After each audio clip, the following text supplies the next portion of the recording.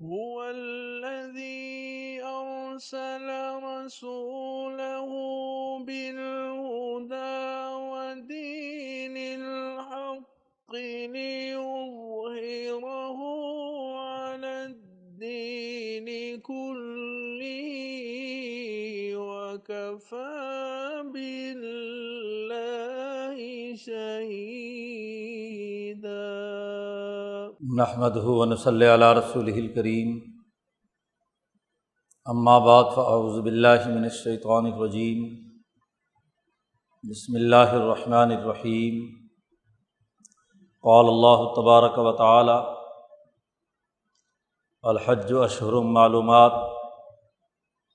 فمن فرض فیہن الحج فلا رفث ولا فسوق ولا جدال فی الحج وما تفعلوا من خیر یعلمہ اللہ۔ وقال النبی صلی اللہ علیہ وسلم: کانت بنو اسرائیل تسوسهم الانبیاء کلما ہلک نبی خلفہ نبی آخر الا لا نبی بعدی سیکون خلفاء فیکثرون۔ وقال النبی صلی اللہ علیہ وسلم: لا تزال طائفة من امتی قائمین علی الحق لا یضرهم من خالفهم۔ صدق اللہ مولانا العظیم وصدق رسولہ النبی الکریم۔ معزز دوستو، محترم مہینوں میں یہ ایک اہم ترین مہینہ ذی الحج کا ہے۔ اللہ تبارک و تعالیٰ نے ایک سال میں 4 مہینے محترم قرار دیے ہیں، اور یہ یکم شوال سے لے کر اب تک یہ اشہر حرم، اشہر الحج، حج کے مہینے، اور ان مہینوں میں بنیادی حکم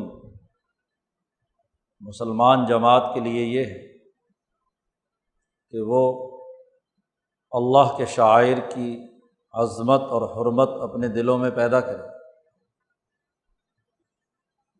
یہ بات ہمیں اچھی طرح سمجھ لینی چاہیے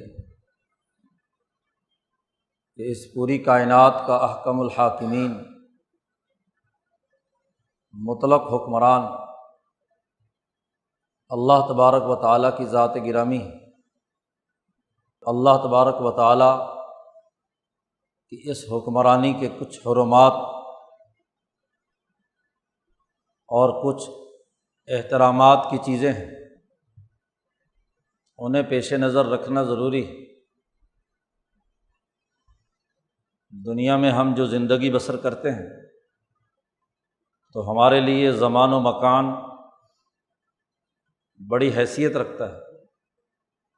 ہمارا اپنا وجود، ہمارے تمام اعمال و افعال زمانے کے بھی محتاج ہیں اور مقام اور مکان کے بھی محتاج ہیں۔ ٹائم اینڈ اسپیس کے بغیر ہم نہ خود زندہ رہ سکتے ہیں اور نہ ہمارے اعمال وجود میں آ سکتے ہیں۔ اللہ تبارک و تعالیٰ نے اس زمان و مکان میں کچھ زمانے مختص کیے ہیں جو خالصتاً اللہ کے ہیں۔ ان کی حرمت، ان کی عظمت انسانوں کے دلوں میں پیدا ہونا ضروری ہے۔ ایسے ہی کچھ مقامات اور مکانات ہیں جو حرمت والے ہیں، احترام سے تعلق رکھتے ہیں۔ یہ حرمت بھی اللہ کو اپنے لیے صرف مطلوب نہیں ہے، اللہ تو ان تمام چیزوں سے براء البراء ہے۔ ساری مخلوق اللہ کی توحید کا انکار کر دے، اس کی عظمت اور حرمات کو قبول نہ کرے تو اس کی خدائی میں کوئی کمی آنے والی نہیں ہے۔ اور ساری مخلوق اس کی عبادت کرے، اس کی بات مانے، تو اللہ کی خدائی میں کوئی اضافہ ہونے والا نہیں ہے۔ انسانیت کے لیے جو اہم ترین بات خود انسان ہے، یہ جو زمان و مکان محترم قرار دیے گئے ہیں، مقامات میں سے سب سے اعلیٰ ترین مقام بیت اللہ الحرام ہے، مکہ المکرمہ ہے، جو انسانیت کا ابتدائی گھر ہے۔ ان اول بیت وضع للناس للذی ببکۃ مبارکا، سب سے پہلا گھر جس میں انسانوں نے آباد ہونا سیکھا، گھریلو زندگی کا آغاز ہوا، آدم اور حوا کے لیے فرشتوں نے جو بنایا سب سے پہلا مکان، جہاں سے اس کی پوری اولاد دنیا بھر میں پھیلی، وہ مکہ مکرمہ ہے، انسانی اجتماعیت کا مرکز ہے۔ آدم اور حوا کے باہمی تعلق سے جو گھر بنا، خاندانی نظام وجود میں آیا، اجتماعیت تشکیل پذیر ہوئی، اسی کا دنیا بھر میں پھیلاؤ ہے۔ دنیا میں دستور ہے کہ آباء و اجداد یا وہ خود جب کوئی نیا گھر، نیا ملک، نئی آبادی بساتے ہیں تو اس تاریخی دن کو یاد رکھتے ہیں، اس تاریخی مقام کو یاد رکھتے ہیں، حتیٰ کہ خود انسان جہاں پیدا ہوتا ہے، جہاں اس کی شادی بیاہ ہوتی ہے، جہاں اس نے بچپن گزارا ہوتا ہے، اس کے ساتھ ایک خاص قسم کا انس اور محبت رکھتے ہیں۔ فطرت انسانی ہے۔ تو انسانیت کے ماں باپ نے جو سب سے پہلا گھر بسایا، اس کا احترام، اس کی عظمت، اس کے ساتھ ایک دلی وابستگی، یہ انسانیت پر حق ہے اس مقام کا۔ اسی لیے اللہ نے فرمایا وَمَن يُعَظِّمْ شَعَائِرَ اللَّهِ فَإِنَّهَا مِن تَقْوَى الْقُلُوبِ، کہ جو اللہ کے ان شعائر کا، جس میں پیچھے ذکر کیا حج وغیرہ کا، جو ان کی عظمت اپنے دلوں میں رکھتا ہے، تو دراصل یہ دلوں کا ادب ہے۔ جو اپنے خاندان کی خود عزت نہیں کرتا، اپنی عزت خود نہیں کرانا چاہتا، خود کو ذلیل، کمینہ، پست بنانا چاہتا ہے، تو دلوں کا تقویٰ کیا ہوا؟ وہ تو انسانیت کی سطح سے گر گیا، حیوانیت کی سطح پر اتر آیا۔ جانور ہے جسے اس قسم کا کوئی احساس و ادراک نہیں ہے، انسان ہے اس کے سینے میں ایک دل ہے جو ارادوں اور جذبات کا مرکز ہے، خیالات و افکار میں درست فیصلے کرنے کا مرکز ہے۔ وہاں وہ احترام انسانیت رکھتا ہے اپنے دل کے نہا خانوں میں، یا احترام انسانیت سے ہٹ کر اپنے آپ کو ذلیل اور رسوا کرنا چاہتا ہے؟ تو وہ کیسا دل ہے جس میں اپنی ہی حرمت نہیں، اپنی انسانیت کا احترام نہیں، اپنی اجتماعیت کا شعور نہیں؟ تو دلوں کا شعور، دلوں کا ادب، دلوں کا احترام تبھی ہے کہ جب وہ اپنے ان تاریخی مقامات کو یاد رکھتا ہے، اس کے ساتھ اس کا عشق اور محبت کا تعلق ہوتا ہے، تو مقام بھی محترم بنایا گیا، بیت اللہ الحرام، اور اس کے لیے ایک زمان بھی مقرر کیا گیا جو احترام کا ہے۔ انسانیت کا آغاز محرم سے ہوتا ہے۔ سب سے پہلے سورج چاند کی گردش محرم سے شروع ہوتی ہے، یکم محرم سے۔ حجۃ الوداع کے خطبے میں حضور صلی اللہ علیہ وسلم نے فرمایا تھا اس 10 ذی الحج کو یوم النحر مینا میں، جہاں آج مسجد خیف ہے، وہاں کھڑے ہو کر حضور صلی اللہ علیہ وسلم نے فرمایا تھا کہ ان الزمان قد استدار کہیئۃ یوم خلق السماوات والارض، زمانہ گھوم کر دوبارہ وہاں لوٹ آیا ہے جس دن اللہ نے آسمان و زمین پیدا کیے تھے۔ سورج چاند کی گردش جس سے دن رات بننے شروع ہوئے،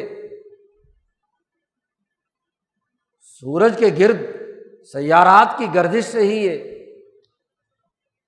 ایام و شہور، دن اور رات اور زمانے کی تشکیل ہوئی۔ تو آج زمانہ گھوم کر وہاں آ گیا۔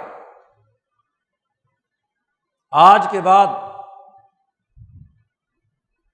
انسانیت کے لیے وہی زمانے کی ترتیب شروع ہوگی جو اس کائنات کی پیدائش کے وقت تھی، کہ 12 مہینے کا سال ہے، اور یہاں سے گنتی شروع ہوگی محرم صفر مہینے کی تکمیل کا عمل۔ آسمان و زمین کی پیدائش، پھر انسانیت کی پیدائش، کہ اس پورے مرحلے کے 10 ذی الحج سے لے کر 29-30 ذی الحج تک کے دورانیے میں مکمل ہوتی ہے، اور سورج چاند کی گردش یکم محرم سے شروع ہوتی ہے۔ ابر نیسا برستا ہے اور وہاں سے زمانہ شروع ہوا۔ اور جن لوگوں نے اس زمانے میں تغیر و تبدل کیا ہے، مکے کے مشرکوں نے مہینے بدل دیے، کبھی 14 مہینے کا سال بنا دیا، کبھی 13 کا اور کبھی 11 کا۔ اس کو اللہ نے کہا انما النسیء زیادۃ فی الکفر، یہ نسی مہینوں کا آگے پیچھے کرنا، سالوں کی ترتیب خراب کرنا، یہ کفر میں اضافے کا سبب ہے، اور اس کے ذریعے سے لوگوں کو گمراہ کرنا مقصود ہے۔ لہذا آج کے بعد یہ نسی حرام ہے، آج کے بعد وہی مہینوں کی ترتیب ہے۔ اور 10 ذی الحج کو جب حضور نے یہ اعلان کیا، وہ دن اور آج کا دن، مسلمانوں نے اس زمانے کی یہ پوری تقویم کیلنڈر محفوظ رکھا۔ اب تک پوری ترتیب کے ساتھ زمانے کی جو نئی تقسیم، نئی ترتیب حضور صلی اللہ علیہ وسلم نے قائم کی، اس کی حفاظت کرنا فرض کفایہ قرار دیا گیا۔ تو گویا کہ زمانہ جو انسانیت کے آغاز کا زمانہ ہے، آسمان و زمین کی تخلیق کا زمانہ ہے۔ آپ 14 اگست کو پاکستان کا یوم پیدائش مناتے ہیں، امریکہ والے اپنی آزادی کا دن مناتے ہیں، حالانکہ یہاں بیچاری پیدائش تو صرف جغرافیہ بدلا ہے، سرحدیں بدلی ہیں۔ زمین پیدا ہوئی، آسمان پیدا ہوا، انسانیت کی تخلیق ہوئی، زمانہ پیدا ہوا، مکان پیدا ہوا، اس کا یہ دن ہے۔ اور اسی دن میں حضور نے اس بات کا بھی اعلان کر دیا تھا کہ الیوم اکملت لکم دینکم واتممت علیکم نعمتی، آج دین مکمل ہو گیا، دین کا غلبہ قائم ہو گیا۔ ایک یہودی نے عمر فاروق سے کہا کہ امیر المومنین، آپ کے قرآن میں ایک آیت ہے، اگر یہ ہم پر نازل ہوتی تو ہم اس دن عید مناتے، خوشیاں مناتے۔ عمر فاروق نے اس یہودی عالم سے پوچھا کون سی آیت ہے؟ امام بخاری روایت کرتے ہیں، یہودی عالم نے کہا کہ یہ آیت ہے، الیوم اکملت لکم دینکم واتممت علیکم نعمتی، وَرَضِيتُ لَكُمُ الْإِسْلَامَ دِینًا، کہ آج دین مکمل ہو گیا۔ عمر فاروق نے فرمایا کہ ہم اچھی طرح جانتے ہیں کہ یہ آیت کس دن کس وقت نازل ہوئی،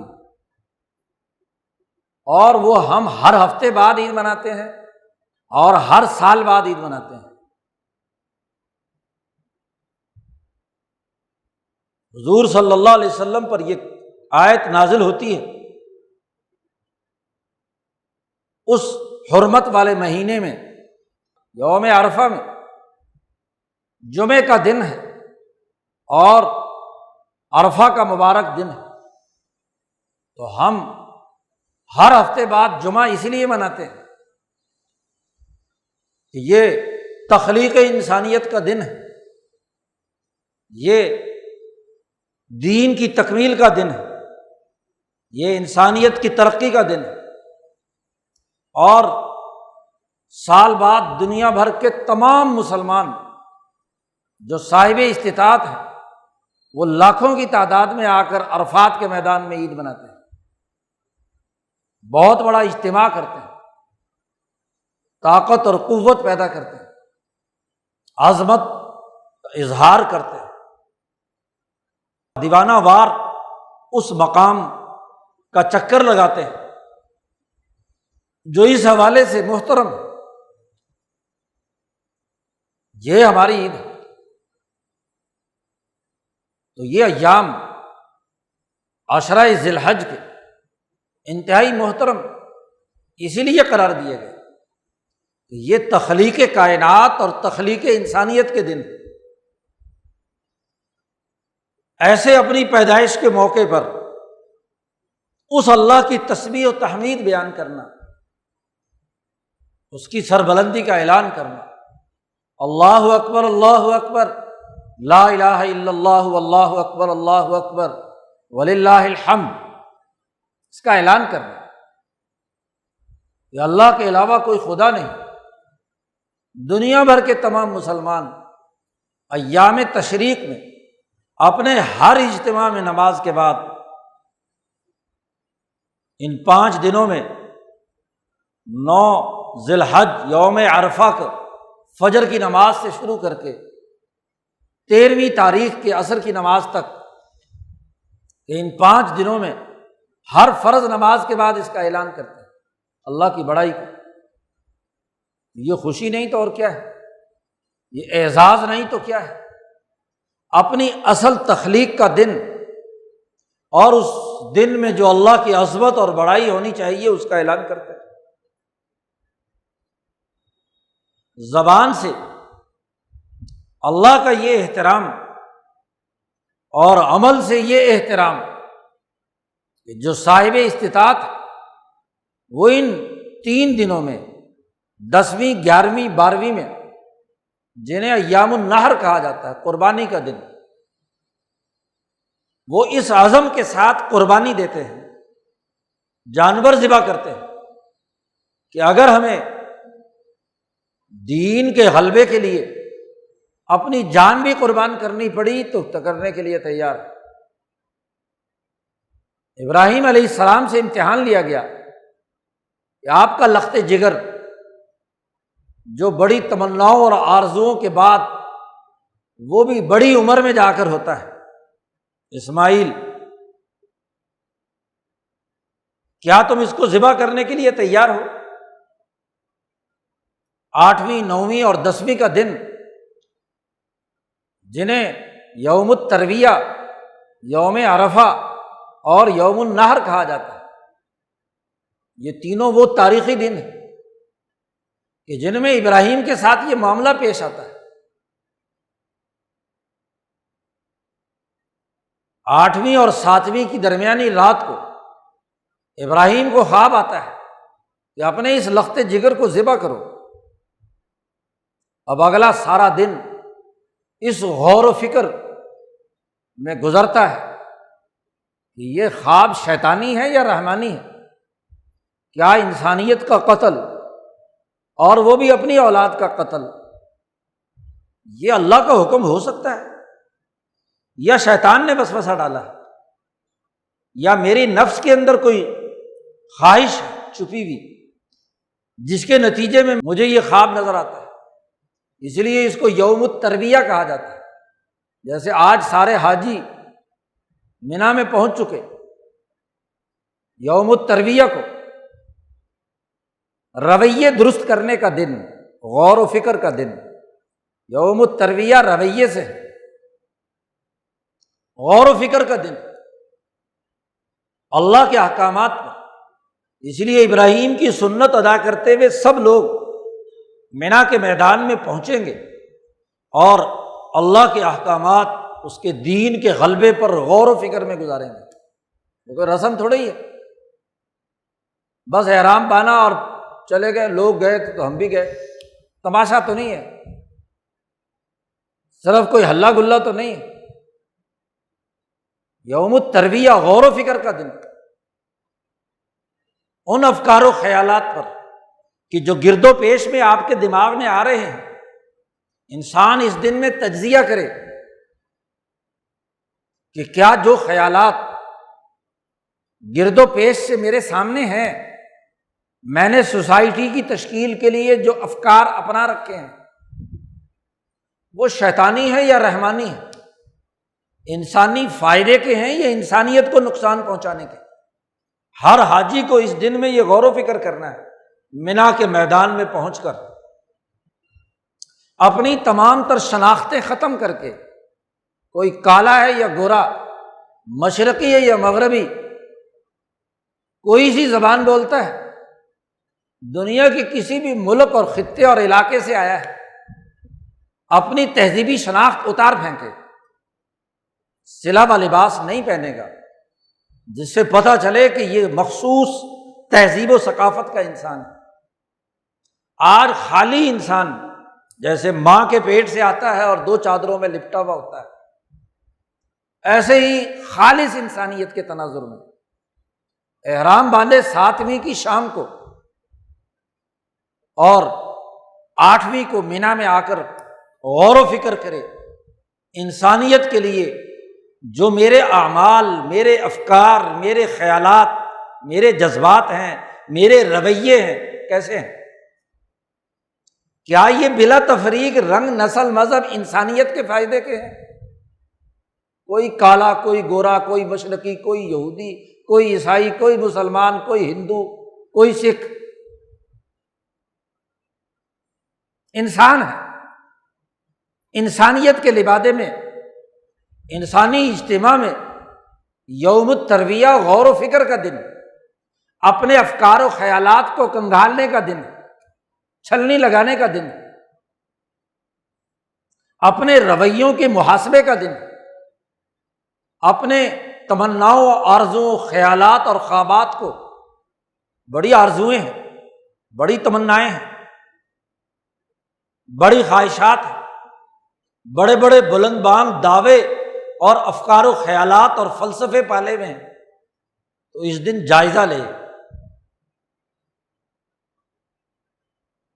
کہ کیا یہ رویے انسانیت کے ہیں یا دہشت گردی کے ہیں، قتل و غارت گری کے ہیں۔ اس لیے جب یہاں سے چلے گا تو اللہ نے کہا فلا رفث ولا فسوق ولا جدال فی الحج، 3 باتیں قطعی نہیں ہوں گی، نہ تو جنسی خواہشات کے تقاضے سے کوئی فکر اور خیالات بناؤں گا، فلا رفث، نہ انسانوں کے درمیان لڑائی جھگڑے، فرقہ واریت، قتل و غارت گری کی بنیاد پر کوئی خیال اور تصور ہوگا، ولا فسوق، اور نہ ہی سوسائٹی میں کوئی معاہدات کو توڑنے اور معاشی تباہی اور بربادی کا کوئی کام کروں گا۔ اس پر غور و فکر کریں۔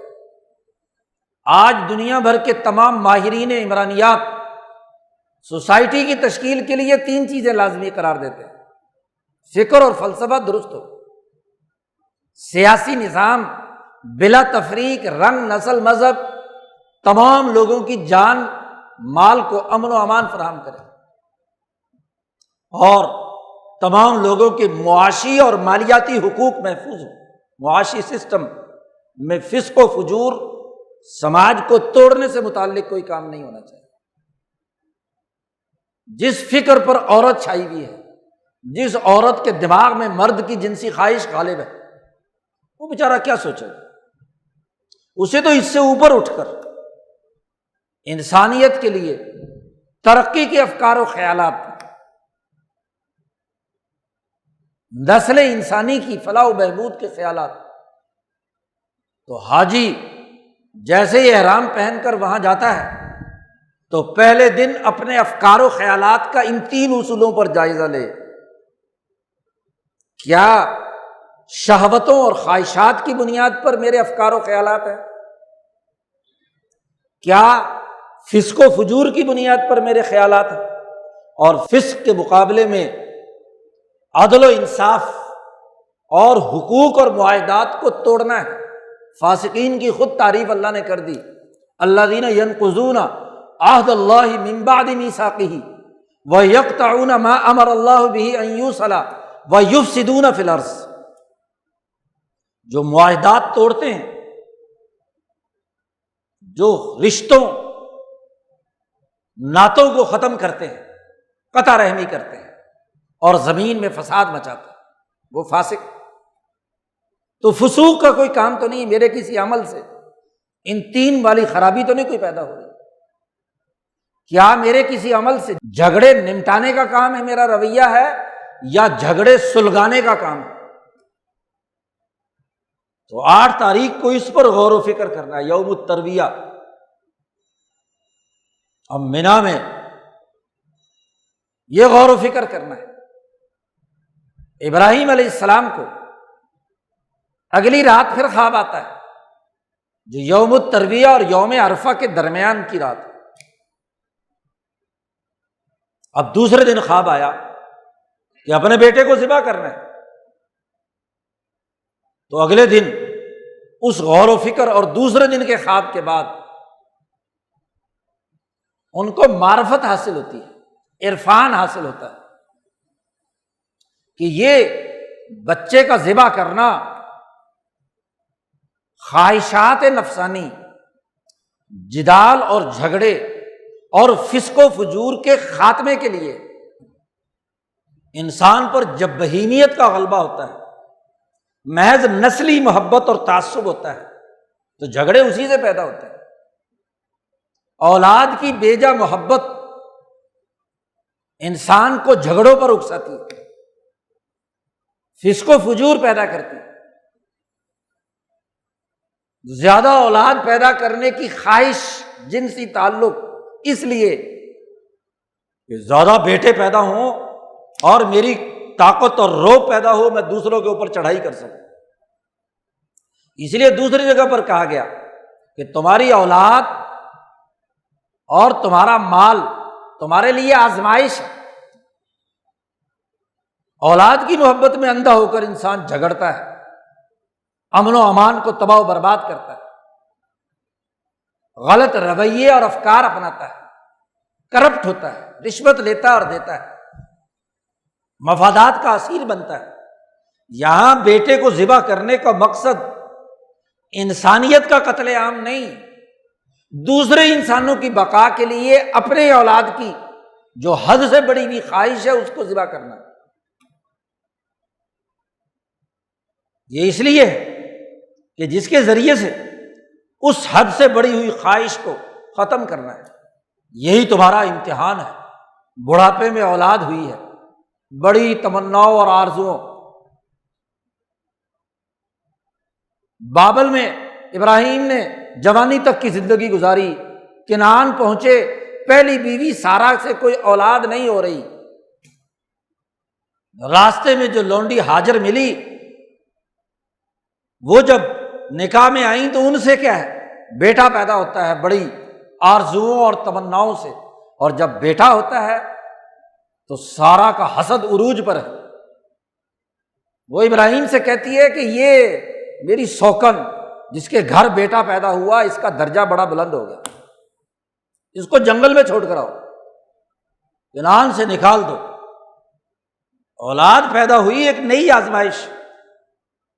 اللہ سے پوچھا تو اللہ نے کہا ٹھیک ہے، بے آب و گیا جنگل میں کیا ہے، چھوڑ آئے.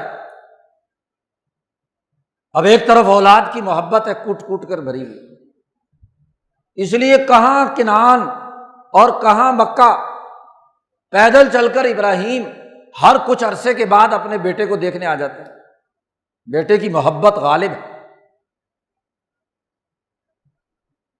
14 سال کے بعد سارہ کے بیٹا ہوتا ہے اسحاق، 14 سال تک مسلسل اسماعیل کے ساتھ تعلق قائم کرنے کے لیے اتنا طویل سفر طے کر کے آتے ہیں۔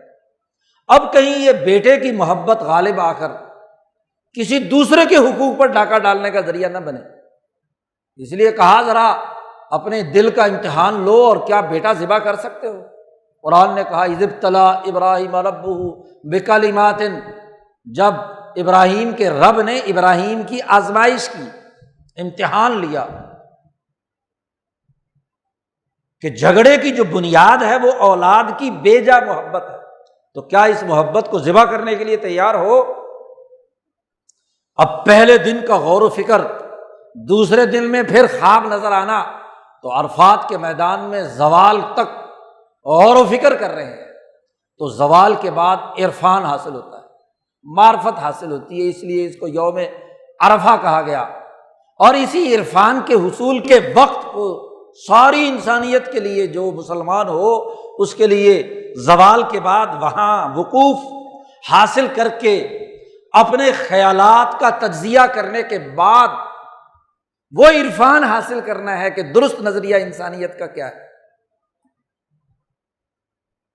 گویا کہ 8ویں اور 9ویں کی زوال تک 1.5-2 دن تک، 2 راتیں اور تقریباً 2 دن تک غور و فکر کے نتیجے میں یہ آئے کہ آج کے بعد، جب حج کرنے والا حاجی گیا ہے، آج کے بعد اس وقوف عرفات سے پہلے میرے افکار و خیالات، میرے نظریات اگر رفث، فسوق اور جدال سے متعلق تھے تو میں ان سے برات کا اعلان کروں۔ اس کو عرفان حاصل ہونا چاہیے، یہ ہے حج۔ اس کا نظریے درست ہونا چاہیے عرفات کے میدان میں، کہ وہ انسانیت کے لیے جھگڑا کھڑا نہیں کرے گا، انسانوں کے لیے فسق و فجور نہیں کرے گا، انسانوں میں بد امنی پیدا نہیں کرے گا، جنسی خواہشات کی بنیاد پر مفادات نہیں اٹھائے گا، لڑائی اور جھگڑے کا سبب زن، زر، زمین، کسی بھی بنیاد پر کوئی جھگڑا نہیں کرے گا۔ اگر تو یہ عرفان حاصل ہو گیا یوم عرفہ میں تو حج ہو گیا، اسی کو حج مبرور کہتے ہیں، یہی حج درست حج۔ اور اگر عرفان حاصل نہیں ہوا، بس ایک رسم پوری کی اور گزر آئے، اور اگر بے وقوف کچھ لوگ وہاں جا کر بھی جھگڑا ہی شروع کر رہے ہیں۔ 2 سال پہلے ہم حج میں گئے، ماشاءاللہ پاکستانی جاتے ہیں بڑے تمطراق سے حج کرنے، تو جس کیمپ میں ہم تھے، آنکھوں کا مشاہدہ ہے، سنی ہوئی بات نہیں، ماشاءاللہ آج کل یہ گروپ جو ہے کمرشلزم کی بنیاد پر، میں کہتا ہوں بھیڑ بکریوں کی طرح اپنے بکریوں کو سنبھال کر رکھتے ہیں۔ اب دونوں گروپوں کے لیڈر، ایک کیمپ ہے چھوٹا سا 400 آدمیوں کا، ایک طرف سپیکر لے کے کھڑا ہوا، دوسرا دوسری طرف سپیکر لے کے، اور ایک دوسرے کو برا بلا، تم نے میری جگہ پہ قبضہ کر لیا، تم نے یہ کر لیا، تم نے وہ کر لیا۔ عرفان ذات کیا حاصل ہوگا؟ زمین کا عارضی قیام ہے، صرف زوال سے لے کر مغرب تک، اور اس پر جھگڑا ہے، روٹی اچھی نہیں ملی، کھانا اچھا نہیں ملا، جگہ مجھے نہیں ایسی ملی، اے سی بند ہو گیا، میرے پاس اے سی نہیں ہے، تمہارے پاس اے سی ہے، کیوں؟ اس پہ باقاعدہ گروپوں کی لڑائی ہوتی ہے۔ پھر اگلا مرحلہ نماز پڑھنے کا آتا ہے، تو ہر ایک کا اپنا اپنا امام اور اپنا اپنا سپیکر، جہاں اپنے رویے کا تجزیہ کر کے درست سوچ اور نظریہ بنانا تھا، وہاں پہنچ کر بھی لڑ رہے ہیں۔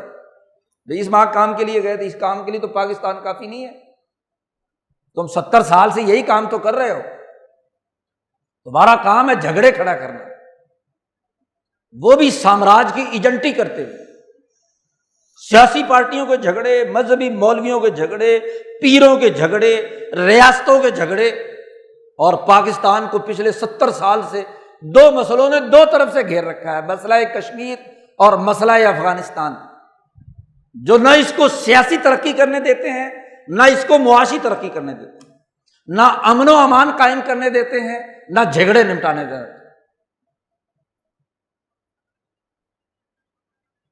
تو اپنے جھگڑے لے کر وہاں پہنچ جاتے ہیں، بجائے اس کے کہ وہاں عرفان ذات حاصل کریں، نظریہ سوچیں، انسانیت کی ترقی کی بات سوچیں۔ تو یوم عرفہ معرفت حاصل کرنے کا دن ہے کہ جب نظریہ بالکل کلیئر ہو کر سامنے آ جائے کہ ہم نے یہاں جو کام کرنا ہے وہ ان 3 چیزوں کے برخلاف کرنا ہے۔ جنسی خواہشات سے اوپر اٹھ کر فلا رفث، جھگڑوں اور لڑائیوں کے مزاج سے اوپر اٹھ کر ولا جدال اور ولا فسوق، معاہدات کو توڑنے، معاشی اور سیاسی فساد مچانے سے اوپر اٹھ کر میں نے کام کرنا، یہ عرفان حاصل ہے یوم عرفہ۔ اور پھر عرفہ اور اگلے دن کے درمیان مزدلفہ میں پھر خواب آتا ہے، تو اب پختہ عزم ہو گیا کہ ٹھیک ہے، بیٹے کو کیا ہے، بیٹے کی اس حیثیت کو کہ اولاد کی محبت میں اندھے ہو کر کوئی کام نہیں کرتا، اولاد جیسی اپنی ہے ایسے قوم کی بھی ہے، پوری قوم، پوری نسل، 22 کروڑ لوگ، یہ بھی تو اولاد ہے، اس کی قتل کرنے کا کوئی کام نہیں کرنا، اس کی بنیاد پر جھگڑے نہیں کرنے، اس کی خواہشات گھونٹتے نہیں ہیں۔ چنانچہ یوم النحر کو جب ابراہیم بیٹے کو ذبح کرنے کے لیے مکہ میں ہے، ماں کے پاس، وہاں سے جاتے ہیں، بیٹے کو تیار کر کے لاتے ہیں، لو جی ذبح کرنے کے لیے چلتے ہیں۔ مکہ سے جیسے نکلے مینا کی حدود میں داخل ہوا چاہتے ہیں تو شیطان نے کہا کہ یہ تو بڑا کام خراب ہو گیا، یہ جو جھگڑے کی بنیاد تھی اس کو تو ذبح کرنے جا رہا ہے ابراہیم۔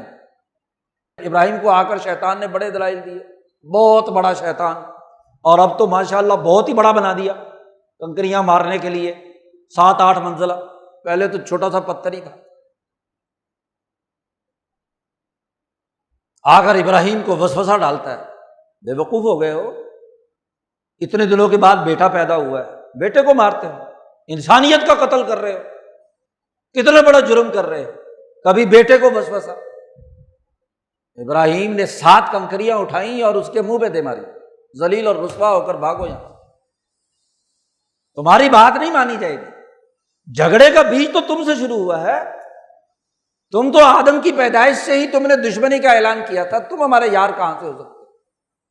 تم نے تو وہاں کہا تھا کہ فَبِمَا أَغْوَيْتَنِي لَأَقْعُدَنَّ لَهُمْ صِرَاطَكَ الْمُسْتَقِيمَ، اللہ کو دھمکی لگائی تھی کہ میں ان کے سیدھے راستے پر بیٹھوں گا، ثُمَّ لَآتِيَنَّهُمْ مِن بَيْنِ أَيْدِيهِمْ وَمِنْ خَلْفِهِمْ وَعَنْ أَيْمَانِهِمْ وَعَنْ شَمَائِلِهِمْ، میں ان کے آگے سے بھی آؤں گا، پیچھے سے بھی آؤں گا، دائیں سے بھی آؤں گا، بائیں سے بھی آؤں گا، اور ان کو گمراہ کروں گا۔ تو دشمن سے دشمنی کا تعلق ہوتا ہے، دشمن سے دوستی کا کیا تعلق؟ 7 کنکریاں مار کر ذلیل کر کے اس کو بھگا دیا۔ اب جیسے ہی لے کر آگے چلے، تھوڑا ہی فاصلہ طے کیا تو دوبارہ آن کھڑا ہوا۔ شیطان کا کام کیا ہے؟ ذلیل اور رسوا ہونے کے بعد پھر وسوسہ آ کر ڈالتا ہے۔ اب اس کا حجم کم ہو چکا ہے، ان 7 کنکریوں نے جسم کا حجم، اس کی بڑھوتری، اس کی تاثیر کم کر دی۔ تو دوسری دفعہ آتا ہے تو بہت چھوٹا سا حجم ہے، جہاں آج جمرۃ الوسطیٰ جسے کہتے ہیں، درمیانہ شیطان، اب تو سارے ایک ہی سائز کے بنا دیے۔ پھر ابراہیم نے 7 کنکریاں لگائیں اور اس کے وسوسے کو کیا بھگایا، ذلیل اور رسوا ہو کر بھاگا، باز پھر بھی نہیں آ رہا۔ تیسرے مقام پر ابراہیم پہنچتے ہیں تو وہاں پھر آ گیا، پھر ابراہیم نے 7 کنکریاں لگائی، تو اب اس کو جرأت اور ہمت نہیں، نہ بیٹے کے دماغ میں اور نہ ہی ابراہیم کے دماغ میں خیال آتا ہے۔ حجابات توڑ دیے، تین بڑے حجابات ہوتے ہیں انسان کے، امام شاہ ولی اللہ فرماتے ہیں، اور تینوں کو جب توڑ دیا تو اب ابراہیم نے اس منا کے میدان میں بیٹے کو زمین پر لگایا اور مکمل بیٹے نے بھی سپردگی کا اعلان کیا، تلہ للجبین، تو فوراً کیا ہے، چھری پھیر دی۔ بیٹے نے کہا جلدی کیجیے، باپ کی محبت کے تعلق سے کوئی کام نہیں کروں گا۔ اور جب دونوں کے دل سے خواہشات نفسانی کے یہ تینوں دائرے ختم ہو گئے تو اللہ پاک نے کہا یا ابراہیم قد صدقت الرؤیا، تو نے خواب سچا کر دکھایا، تیرا ارادہ اور عزم، اس کا امتحان مکمل ہو گیا۔ اب تیری اتباع کرنے والا، تیرے نقش قدم پر چلنے والے تمام لوگ وہ اگر یہ عمل دہرائیں گے تو ان کے لیے بیٹے کی قربانی نہیں ہے، جانور کی قربانی ہے۔ وَفَدَيْنَاهُ بِذِبْحٍ عَظِيمٍ، جانور قربان کیا، کیونکہ بہیمیت کو ذبح کرنی تھی، انسان تھوڑا ذبح کرنا تھا۔ انسان میں جو بہیمیت اور حیوانیت چھپی ہوئی ہے وہ ذبح کرنی ہے۔ ایک قربانی کرنے والا جب جانور قربان کرتا ہے تو دل میں جو جانور بنا ہوا ہے، دل جو جانور بنا ہے اس پر چھری لگاتا ہے، صرف باہر کا جانور نہیں، دل کا جانور، دل میں جو حیوانیت اور بہیمیت مسلط ہے اس کو ذبح کرنا ہے۔ قد صدقت الرؤیا، یوم النحر، قربانی کا دن، پھر ایک دن نہیں، 2 دن نہیں، 3 دن مقرر کر دیے گئے، کیونکہ دنیا بھر کے انسانوں نے حج کے موقع پر بھی اور اپنے اپنے علاقے میں بھی ابراہیم کی یہ سنت ادا کرنی ہے تو وقت زیادہ ہونا چاہیے۔ اس لیے ابراہیم نے 3 دن قربانی کر کے جانور کی وہ طریقہ کار واضح کر دیا کہ رہتی دنیا تک امت مسلمہ کے لیے، انسانیت کے لیے، ترقی کا کام کرنے والوں کے لیے سنت بن گئی۔ حضور صلی اللہ علیہ وسلم سے پوچھا گیا ما ھذی الاضاحی، صحابہ نے پوچھا یہ قربانی کیا ہے؟ تو حضور نے فرمایا سنت ابیکم ابراہیم، یہ تمہارے باپ ابراہیم کی سنت، آباء و اجداد کا دن منانا چاہتے ہو تو یہ دن ہے جس میں اپنے نفس کے اوپر چھری پھیرو، اپنی حیوانیت کو ذبح کرو، اپنی انسانیت کو ابھارو، اور انسانیت کا بنیادی کام امن، عدل، انصاف، معاشی خوشحالی کے لیے کردار ادا کرنا ہے، نہ یہ کہ خواہشات، جھگڑے اور فتنہ اور فساد پیدا کرنا ہے۔ تو انسانیت بحال ہو، حیوانیت ذبح ہو، اور مکہ مکرمہ وہ جگہ بنا دی، شاعر وہ مقامات، حرم کے حدود متعین کر دیے، اللہ کا گھر قرار دے دیا گیا، اور وہاں زمان بھی اور مکان بھی، ٹائم بھی اور سپیس بھی، دونوں چیزیں حرمت والی بنا دی گئی کہ یہ حرم ہے، حدود حرم، اس حرم کے اندر اپنی حیوانیت کو ذبح کرنا ہے، اور یہ ٹائم مخصوص ہے کہ 10ویں، 11ویں اور 12ویں ذی الحج کو۔ تو انسانیت کی تکمیل تبھی ہوگی کہ جب اس انسانیت میں سے وہ حیوانیت نکلے، وہ بہیمیت نکلے جو اس کو لڑائی جھگڑے، دنگا فساد، دہشت گردی اور قتل و غارت گری کی طرف ابھارتی ہے، فتنہ فساد کی طرف لے جاتی ہے، فرقہ واریت کی طرف لے جاتی ہے، وہ اس میں سے نکلے۔ تو یہ اوقات اور ایام ذی الحج کے، اور اس سے پہلے کے 10 دن یکم ذی الحج سے لے کر جس کو 10 ذی الحج تک عشرہ ذی الحج کہتے ہیں، ان تمام میں تسبیحات، تذکیرات، روزہ، عبادت، تاکہ وہ 8ویں تاریخ کو غور و فکر صحیح طور پر سامنے آئے، بڑے ہوئے پیٹ سے نہ سوچے، اوج بھرنے اور زیادہ کھانے کی بنیاد پر سوچے گا تو جو کچھ سوچے گا وہی آئے جی، پیٹ کی خواہشات ہی سامنے رہیں گے۔ تو روزہ رکھنے، عبادات کرنے، اعمال کرنے کا یہ حکم دیا گیا، اور اس کو اتنی زیادہ فضیلت دی گئی کہ ایک حدیث میں حضور سے صحابہ نے پوچھا کہ ان 10 دنوں میں کیا جہاد فی سبیل اللہ سے بھی افضل ہے؟ حضور نے فرمایا کہ ہاں، اس سے بھی افضل۔ کیوں؟ کہ ایک عالمگیر اجتماعیت کے لیے فکر اور نظریے کو درست کرنے کا عمل اس کے ذریعے سے ہونا ہے۔ جہاد یا جنگ تو ایک ضرورت، ایک موقع کی ضرورت ہے، اور اس موقع کی ضرورت کے مطابق حکومت وقت فیصلہ کرتی ہے کہ لڑائی لڑنی ہے یا نہیں لڑنی، اور اگر حکومتیں پاگل ہو جائیں اور وہ غلط فیصلے کرنے لگ جائیں، وہی انسانیت کے قتل عام کا ذریعہ بننے لگ جائے، تو پھر اس سوسائٹی کی تباہی بربادی یقینی ہے۔ پرائیویٹ طور پر کسی آدمی کو یہ جہاد اور لڑائی کرنے کی اجازت نہیں، حتیٰ کہ یہ حج بھی، یہ بھی پرائیویٹ اور انفرادی نہیں ہے، یاد رکھو۔ محققین، مجتہدین اور ائمہ احناف کے ہاں عرفات کا وقوف امام حج، امام کے ساتھ ہونا ہے، اور امام سے پہلے عرفات سے روانہ ہونا ممنوع قرار دے دیا۔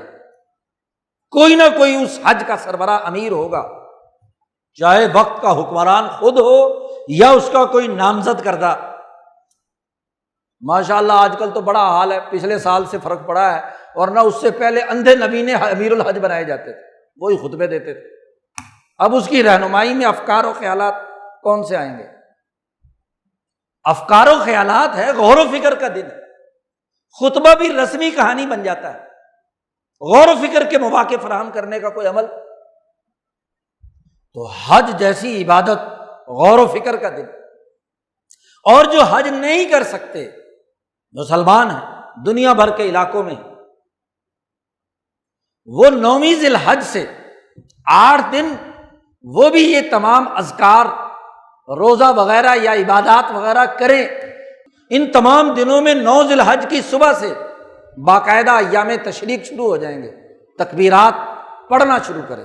یہ بیچارہ وہاں پہنچ تو نہیں سکا، لیکن زمانہ تو محترم ہے، اس احترام والے زمانے میں وہ اللہ کی بڑائی کا، عظمت کا اعلان کرے، اللہ اکبر اللہ اکبر، لا الہ الا اللہ واللہ اکبر اللہ اکبر وللہ الحمد، تاکہ غور و فکر کے دروازے کھلیں اور اگلے دن کو قربانی ذبح کر کے اپنی حیوانیت پر چری پھیرے۔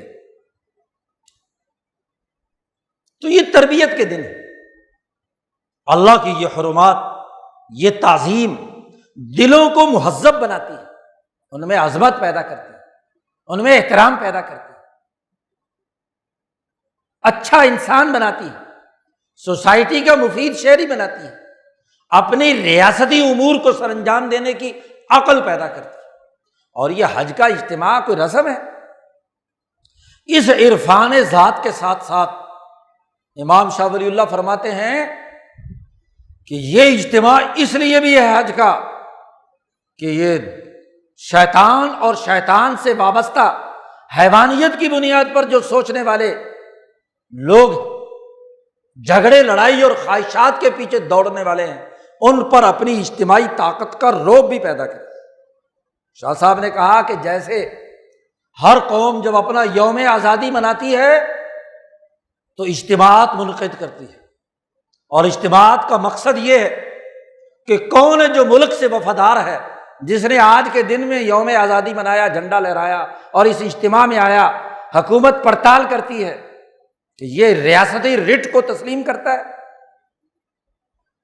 تو مسلمانوں کی بین الاقوامی حکومت اسلام کے غلبے کے لیے دنیا بھر کے مسلمان ممالک کی نمائندگی چاہیے ہے، تاکہ وہ نمائندے وہاں حاضر ہو کر اپنی حاضری لگوائیں کہ وہ اس بنیادی فکر اور نظریے کو جو انسانیت میں عدل، امن اور معاشی خوشحالی کا ہے، اس کو اپنے اپنے ملکوں میں نافذ کریں۔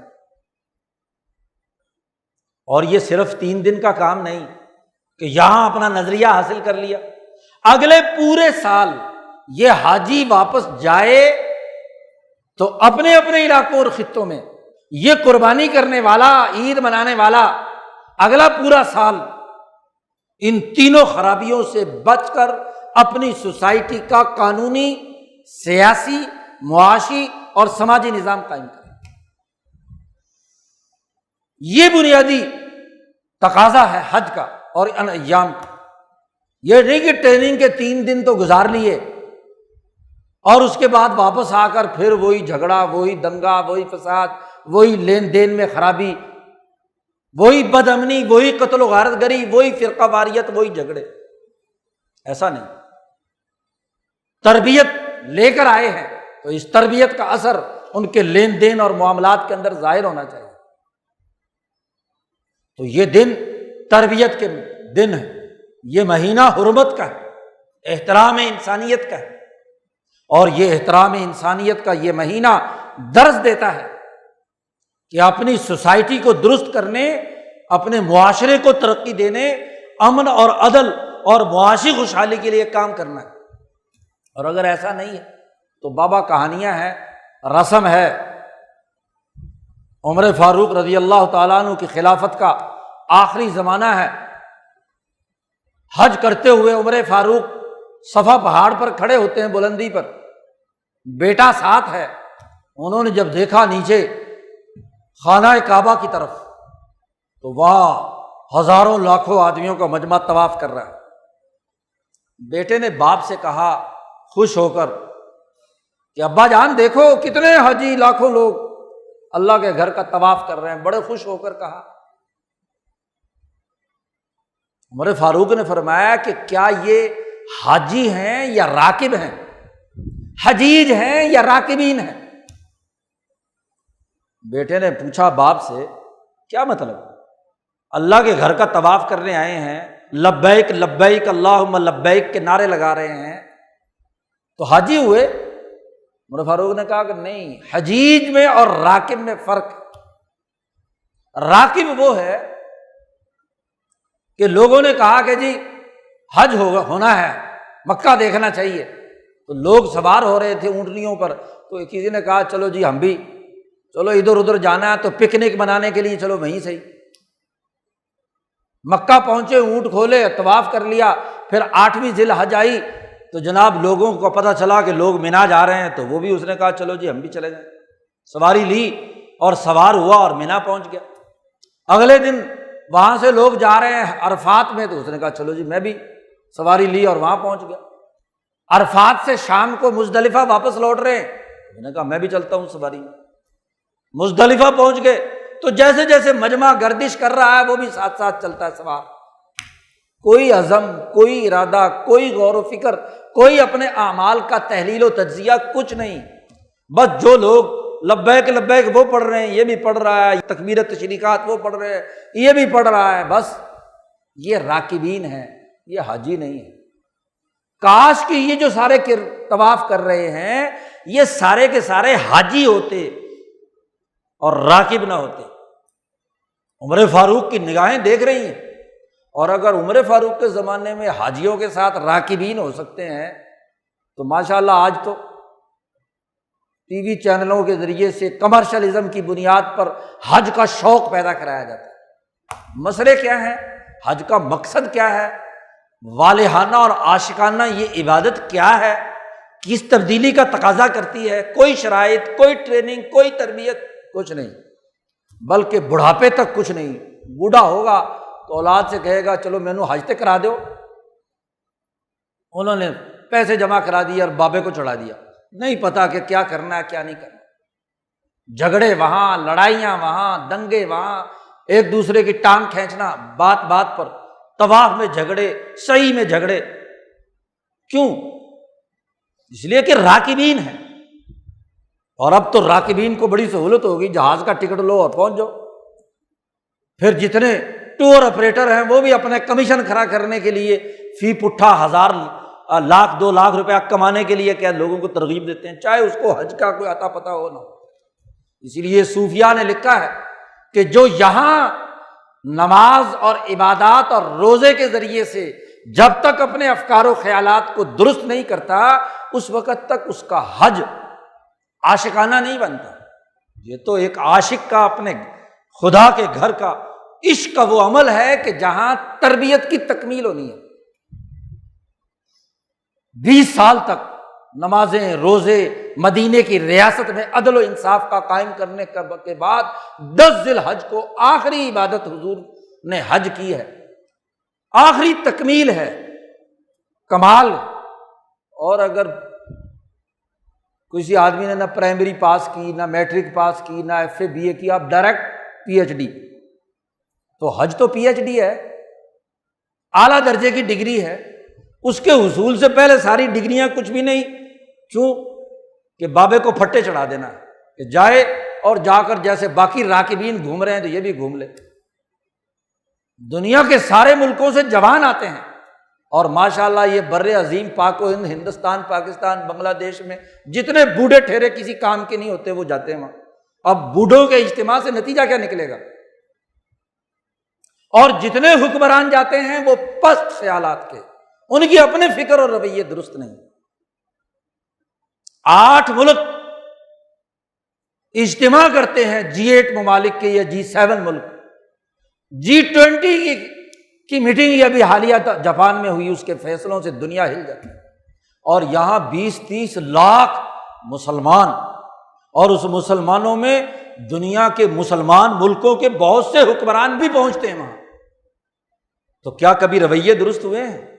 کیا وہاں کے امام کے خطبے سے دنیا کو کوئی نیا سبق سامنے آتا ہے؟ اب کل کو سن لینا اس کا خطبہ، سوائے چند پھسپھسی باتوں کے اور کچھ نہیں۔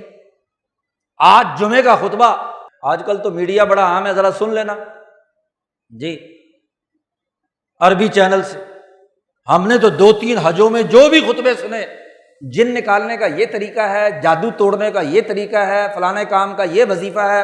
اگر امام کو لاکھوں انسانوں کے مجمع میں یہ طریقے بتلانے ہیں تو یہ تو ان کے گھروں کے اندر بھی وہاں کے مولوی اور پیر سب وظیفے بتا کر ہی تو انہوں نے یہاں بھیجا تمہارے پاس۔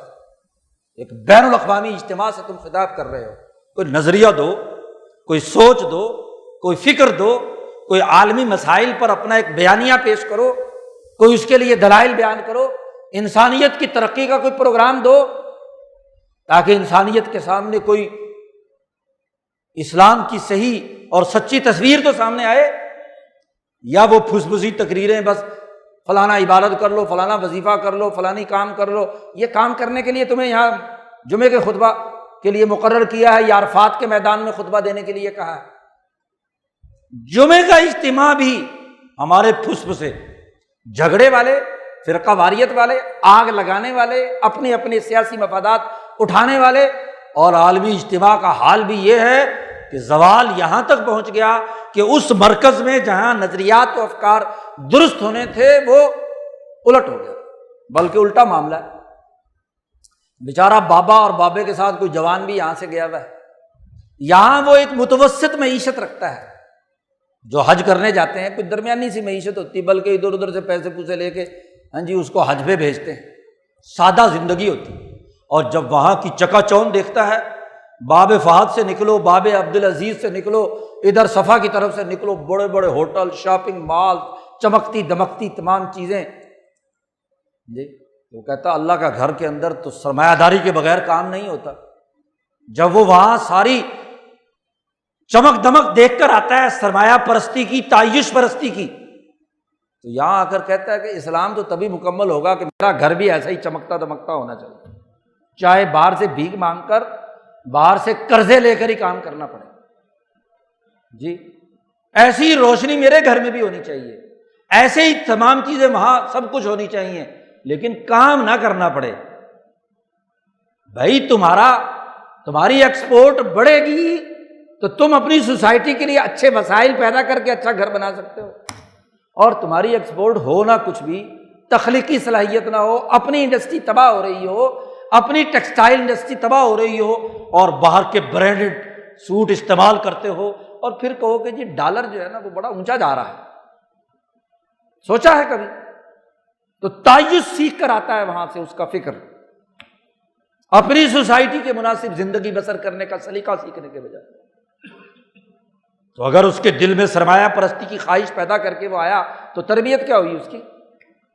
اور وہ چاہتا ہے یہ سارے کام ہوں، چاہے رشوت سے ہوں، کرپشن سے ہوں، لوٹ مار سے ہوں، اور پھر وہ مکان بناؤں اور اس کے اوپر لکھوں ھذا من فضل ربی۔ پتہ نہیں کون سا فضل ہے، فضل سود کو بھی کہتے ہیں، فضل سود کو بھی کہتے ہیں، جو بھی زائد چیز ہے۔ یہ کہاں سے آیا ہے فضل؟ سود سے آیا ہے تو ناجائز ہے، محنت مشقت سے آیا ہے تو پھر فضل ٹھیک ہے، کرپشن سے آیا ہے تو یہ فضل غلط۔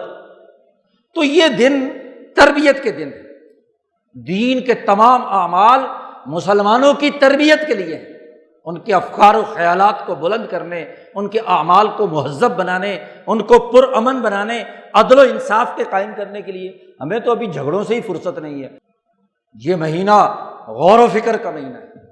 ان کا یوم التربیہ آج ہے اور تمہارا یوم التربیہ کل ہے۔